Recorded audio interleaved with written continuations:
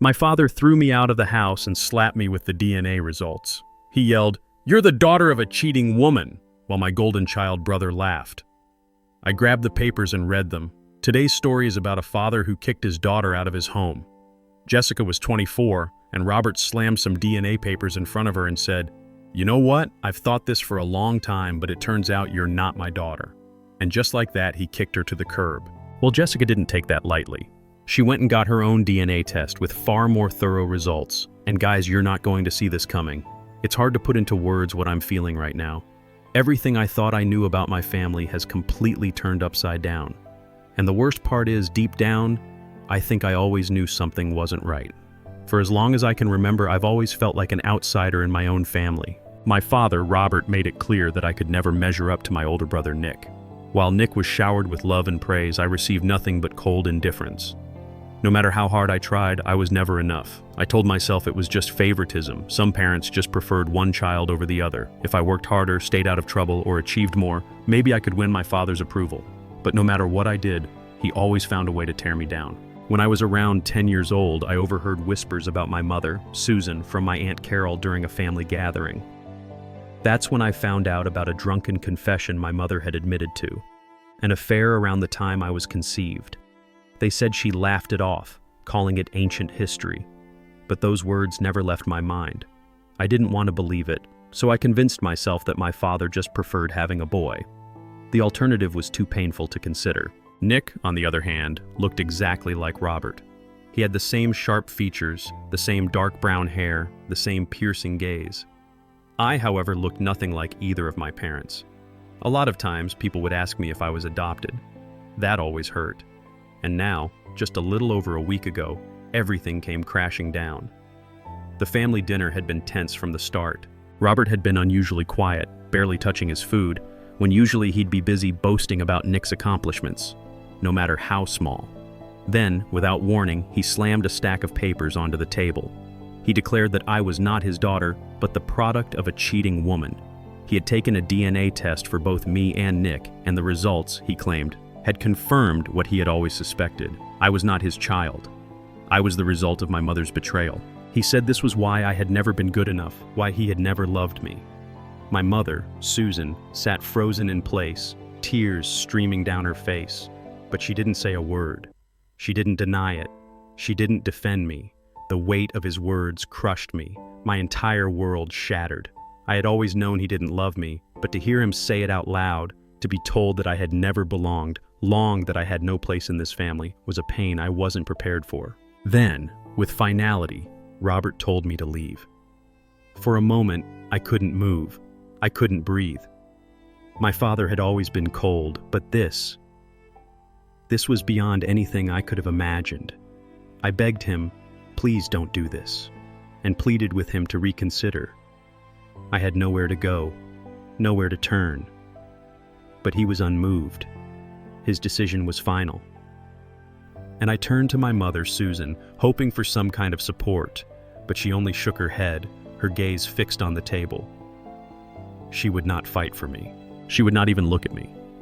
Nick was sitting across from me, and he let out a quiet laugh. He had always reveled in my misery, and this moment was no different. I fell to my knees, sobbing and begging for them to reconsider. I had done nothing wrong. I had spent my entire life trying to be the daughter they wanted, only to be thrown away like I was nothing. But Robert stood firm, repeating that I was no longer welcome. Then, before I could even process it, he raised his hand and struck me across the face. The impact sent a sharp sting through my skin, but the pain of betrayal was far worse. That was it. There was nothing left to fight for. I grabbed the stack of papers and staggered out of the house. My mind was numb, my heart shattered, and I didn't even know what I was going to do until I ended up at my friend Sophia's doorstep. She took one look at me and pulled me inside. For the rest of the week, I barely moved. I refused to leave Sophia's apartment, refused to eat, refused to speak. I curled up in bed and let the weight of everything just crush me. Robert's words echoed in my mind over and over. I was not his daughter. I had never belonged. I was nothing. The DNA test, it sat untouched on the nightstand, and I didn't even know why I even grabbed it in the first place. I couldn't bring myself to look at it. I was terrified that reading it would confirm everything, then I truly had no family left. But after 7 long days of shutting myself away, something inside me shifted. I had to know the truth. And then I saw it. I read it again and again and again. And suddenly, I started shaking for a different reason. Robert had misread the results. Nick was the one who isn't his biological son, not me. Nick, the golden child, the one Robert had loved so much, the one he had placed on a pedestal, wasn't even his. See, Robert had been so desperate to prove I didn't belong that he had not even bothered to read the results properly. His hatred for me was so strong that he had blinded himself to the truth. It all made sense now. Susan's reaction, the way she had sat there in silence, the fear in her eyes. It wasn't just guilt, it was something else. She had known. She had known all along. A cold, simmering rage began to take root inside me. Robert had thrown me out like a piece of trash, humiliated me, and ripped my heart out, all because he had been too blinded by his own bias to see the truth. And now I have the truth. I was not the outsider. I was not the liar. I wasn't the one who did not belong. And now I'm stuck with this knowledge, wondering what to do. Nick, he doesn't know. Nick, he's completely in the dark, probably still basking in the belief that he's Robert's pride and joy. Susan knows, though. Her reaction at the table makes so much sense. She wasn't just upset, she was absolutely terrified. I'm furious. I'm hurt. But most of all, I'm exhausted.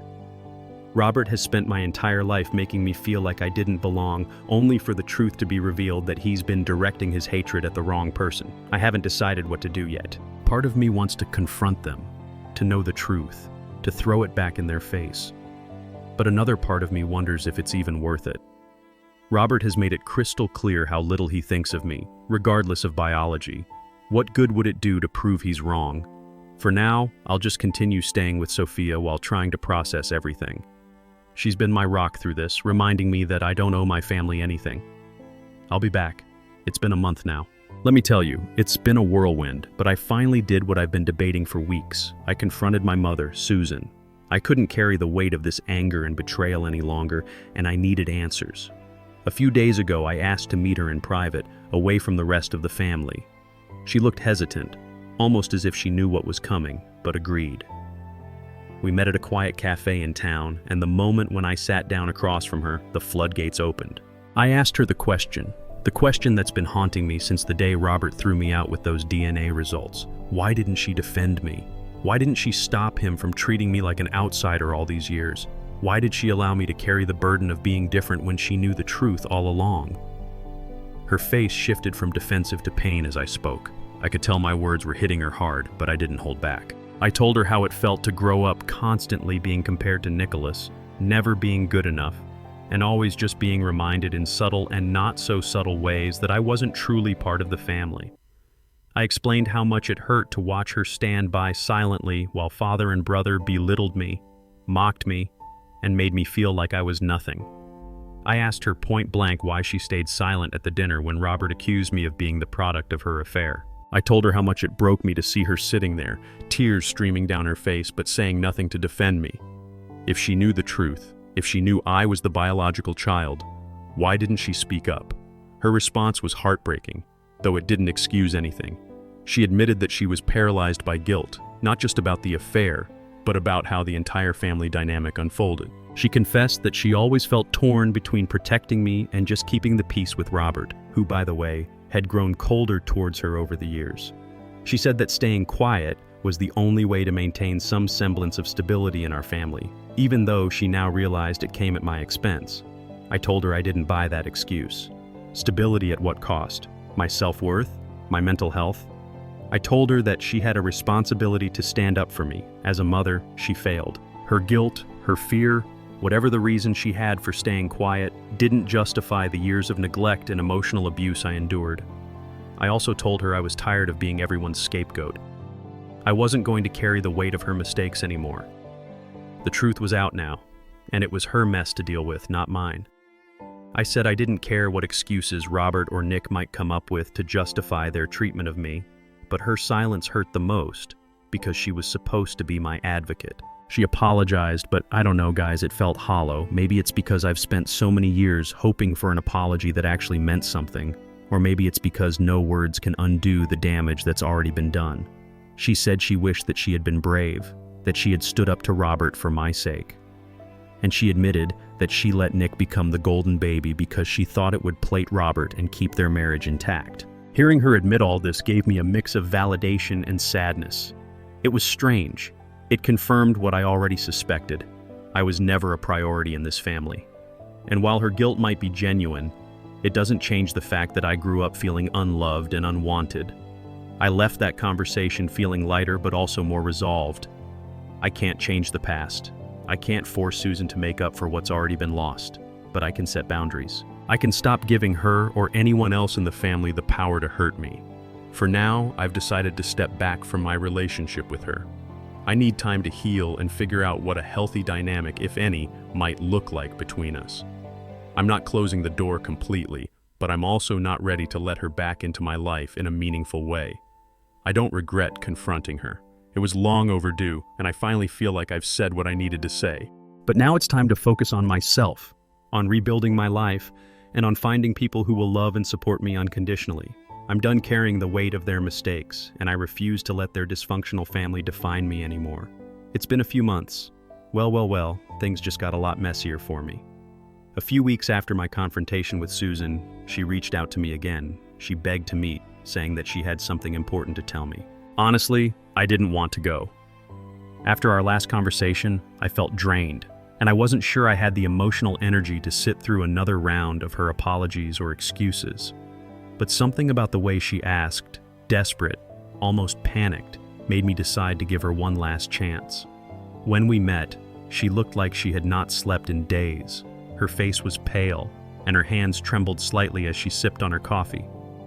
So I sat down, bracing myself for whatever she was about to say. I didn't expect much, but the moment she opened her mouth, I knew this was not just another round of regret-filled admissions. She confessed that she doesn't actually know who Nick's biological father is. At first, I thought I misheard her. How could she not know? I couldn't help myself. I taunted her. I asked her point blank, just how much of a cheater did she have to be to not know who the father was? My words were harsh and I could see them cut deep, but I didn't care. After everything I've endured, I was not in the mood to sugarcoat my feelings. Susan broke down, tears streaming down her face as she admitted she felt neglected and unloved in their marriage. She said that Robert was cold and distant, even in the early years of their relationship. She had hoped things would improve after they married, but they did not, and she felt trapped, lonely, and desperate for any escape from the emptiness she felt at home. Well, I listened, feeling a small pang of sympathy despite my anger. I knew firsthand how cold and unkind Robert could be, but still, I couldn't let her off the hook. I reminded her that no matter how unhappy she was, she chose to stay with him. She chose to sacrifice me, her own daughter, on the altar of a marriage that was clearly toxic. I told her it was ironic that she stayed for stability, yet her actions created nothing but chaos. She admitted to meeting men in bars during those years, saying it was her way of escaping her unhappiness, even if just for a moment. She called herself foolish, selfish, and full of regret for the choices she made. I could see the shame etched on her face, but I wasn't about to let her off the hook entirely. That's when I made a snide comment about how lucky she was that Nick turned out to look so much like Robert. I sarcastically joked that she must have had some kind of radar for men with similar features. My intention was obviously to mock her, but the moment the words left my mouth, something shifted. Her face froze, her eyes widened, and she gasped as if a light bulb was going off above her head. She whispered that there was one possibility she never considered before, one that seemed ridiculous at first but now made unsettling sense. She said it's possible, even likely, that Nick's biological father might be my paternal uncle, my father's own brother, David. I couldn't believe what I was hearing. The sheer audacity of it all was too much for me to even process. My mother was sitting across from me, confessing that she might have had an affair with her husband's brother and that golden child Nick might be my Uncle David's son. I sat there stunned. I was in silence for what felt like an eternity. Then, without another word, I got up and left.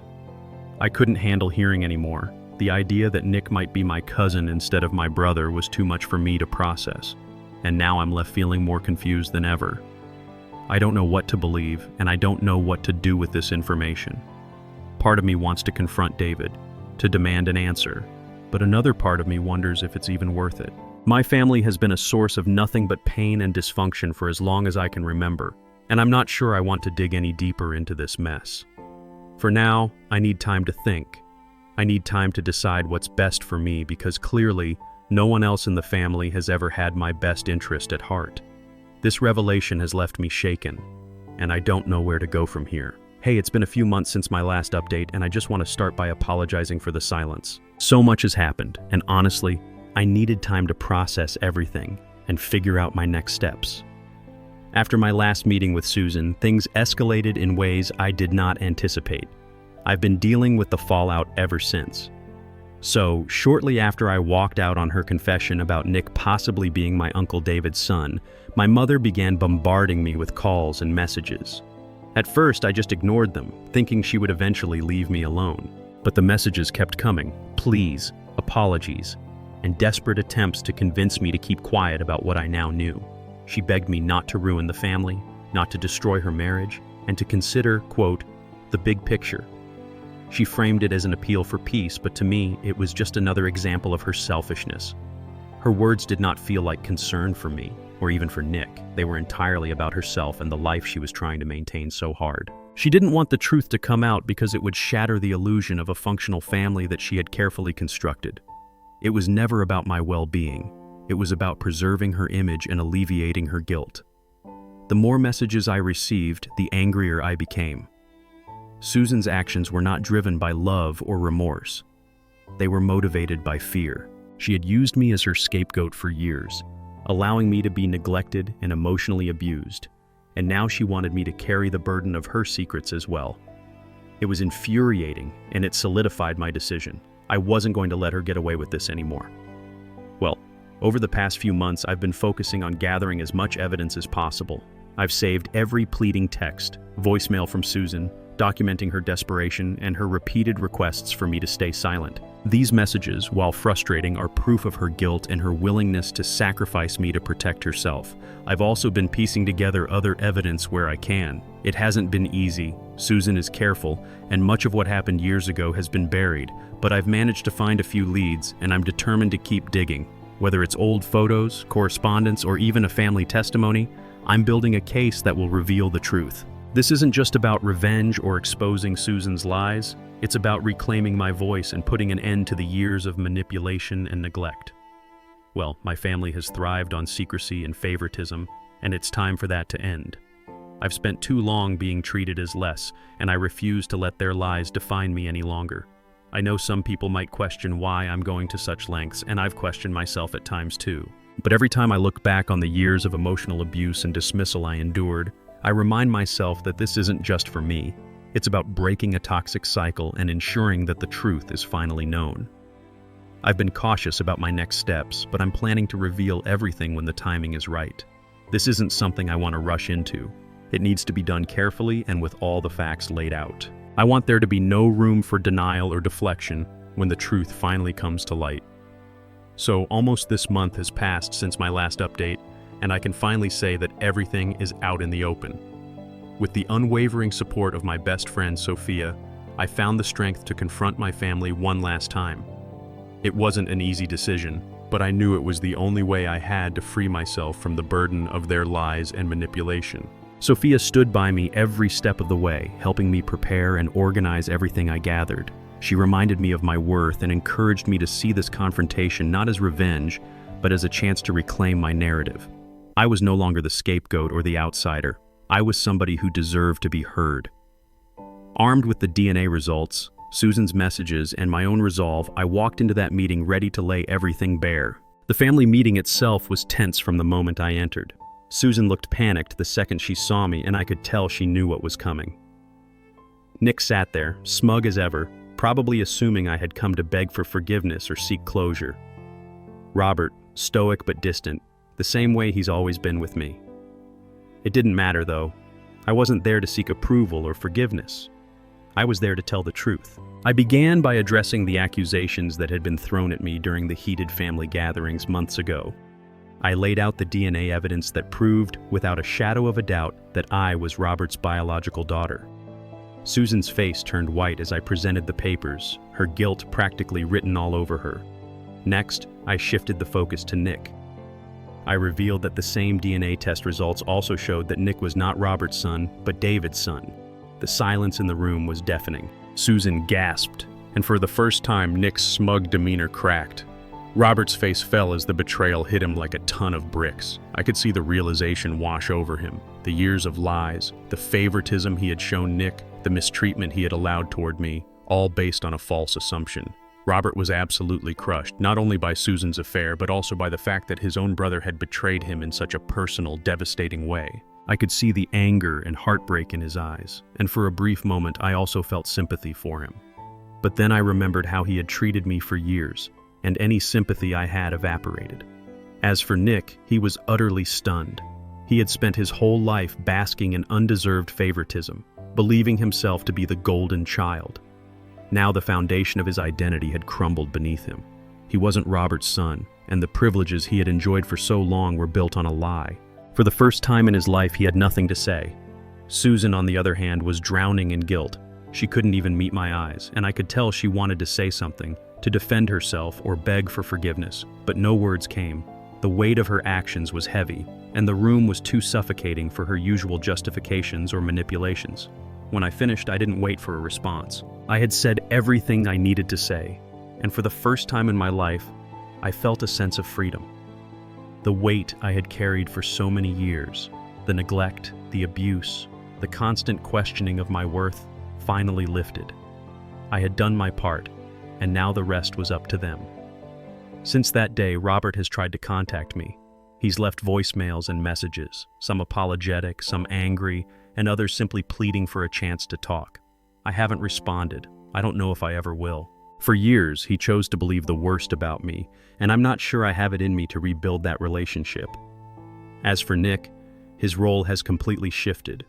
The golden child facade is gone, and I hear through mutual acquaintances that he's struggling to adjust to life without the privilege he once took for granted. I don't feel sorry for him. He spent years belittling and taunting me, enjoying every moment of my humiliation, and now he's getting a taste of what it feels like to be on the outside. Susan has also tried to reach out, but her messages feel hollow. She says she wants to, quote, make things right, but I know her well enough to see that it's more about easing her guilt than truly making amends. I'm done being her scapegoat and her emotional punching bag. For now, I'm focusing on myself. I've moved to a new place, far from the toxicity of my family, and I'm working on building a life that's entirely my own. I've reconnected with friends who genuinely care about me, and I'm finally pursuing the dreams I put on hold for so long. Sharing my story here has been incredibly cathartic, and I'm grateful for everyone who's offered support and advice. I feel lighter, free, and more at peace than I've ever been. This chapter of my life is finally over, and I'm ready to move forward without looking back. So, thank you, everybody.